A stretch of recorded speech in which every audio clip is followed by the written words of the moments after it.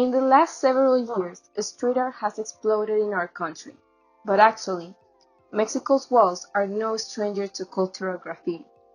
With the ancient Mayans and the Mexicas that covered the temple's walls with beautiful imagery, and the muralist movement after the Mexican Revolution in the 1920s, famous for a reinforcement of the government's political message, Mexico has embraced art on its walls.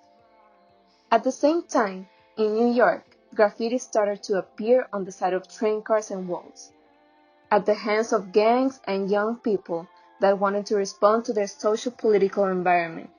A new movement was created. Both of these movements changed the art scene by creating pieces of work that could be enjoyed by the masses. It liberated art from its elitist society and made it readily available for everyone. It's interesting to distinguish these two movements and their legitimacy in the face of the contemporary art world.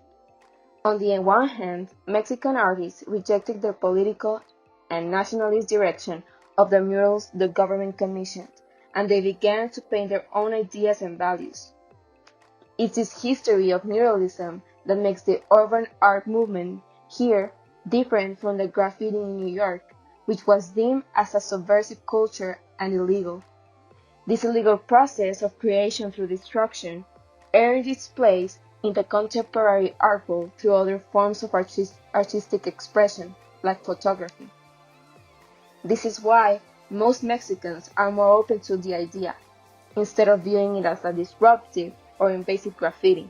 As long as it's beautiful and has an argument, it is welcome. In these past years, street art and Mexican muralism have experienced a renaissance with the help of social media. Artists have gained millions of followers, and countries around the world have invited them to add color to their walls. Nowadays, street art is present in many forms and contemporary cultural products, from clothing and fashion to music and movies, and protests or social movements. Its evolution has not only given street art many forms, but it has also given a voice to modern generations, a possibility to express their ways to seeing the world. A very palpable example in our environment is the graffiti in Monterrey. Signatures, demon heads, feathered snakes, and monkey heads are just some of the elements that form the street art present in the walls of the city. But these elements that we see in the back of the train wagons, on the side of the avenues, or on the top of the abandoned buildings have a deeper meaning in that it seems. Let's take a look at the work of El Prompt. Part of a very notorious graffiti collective in Monterrey, Acme's crew, El Prompt was a Regio graffiti artist, responsible of painting one of the staples of Monterrey street art, las cabezas de chango, placing them on the weirdest spots of the city, like on really high street billboards or abandoned houses. It would seem that wanted to represent the marginalization of the graffiti on the outskirts of society as a monkey going to the end of a concrete jungle. Another graffiti phenomenon that could be analyzed in the recent friction between the group Acción Poética and Isaac Cualquiera.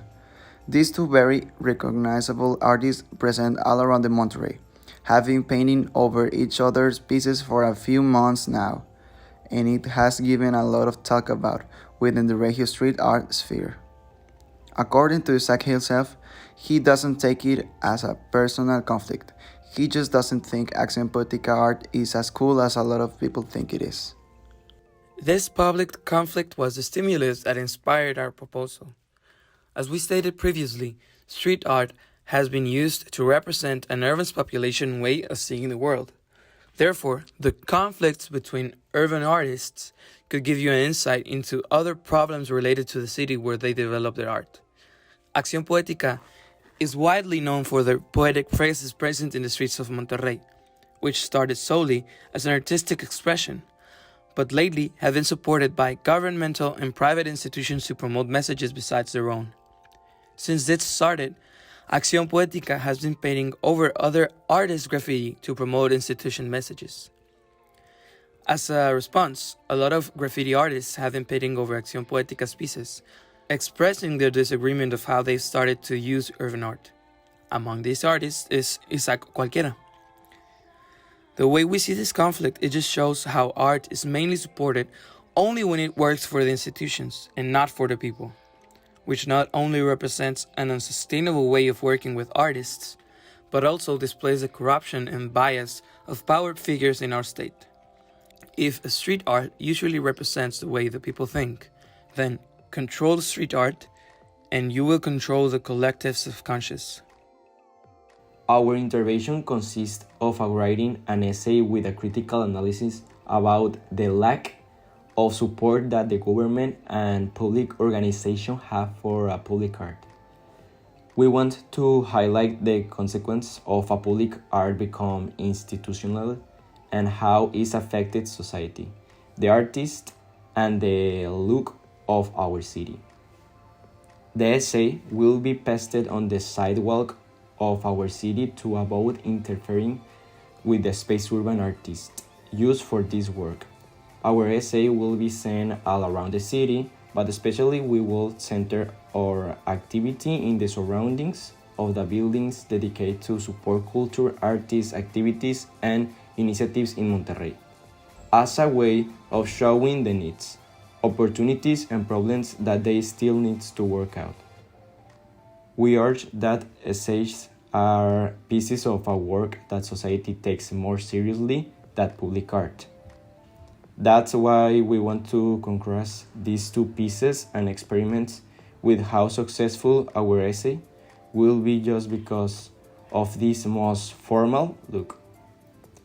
A big and bold title will attract two people to read our essay, and passing in the sidewalk will be as accessible as any other type of street art.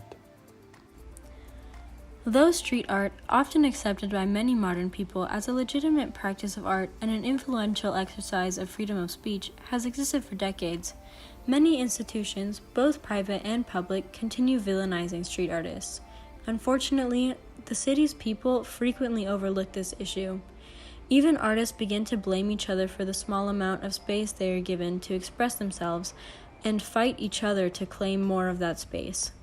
Institutions are stifling artists and then redirecting the anger that should be directed towards them onto the people, leading the artists and the viewers to believe it is their own fault and creating conflict within spaces that were initially created to spread solidarity and build community. These are the issues that our intervention is made to bring to light. We hope to help public and private organizations understand the gravity and importance of how they relate to street artists. Promoting a healthy relationship between the artists and the government, we hope to influence and help with the creation of a better future. We also aim to show the people and artists of the city the importance of their relationships with one another and the relationship with the government and private institutions. When the people come together, their voices will be heard, even if the institutions don't listen to our one essay.